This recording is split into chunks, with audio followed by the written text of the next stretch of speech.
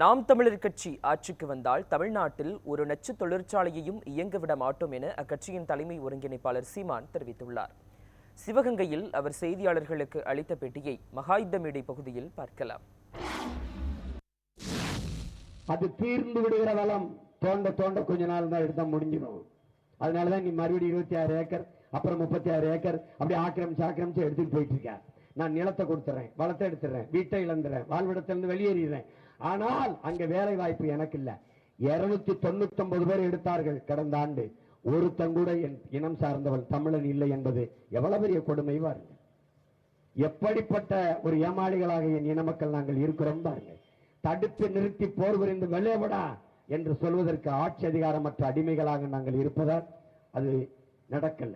எனவே அன்பிற்குரிய மக்கள், உங்கள் பிள்ளைகள் நாங்கள் வரும்போது விளைநிலங்களை ஆக்கிரமிக்க விட மாட்டோம். சிப்காட் தொழிற்சாலை, நச்சு ஆலைகள், எந்த நச்சு தொழிற்சாலைகளும் உள்நுழைய விடமாட்டோம் என்கிற உறுதியை என் பாட்டியார் வேலுநாச்சியார் மேல ஆணையிட்டு நான் உறுதியளிக்கிறேன்.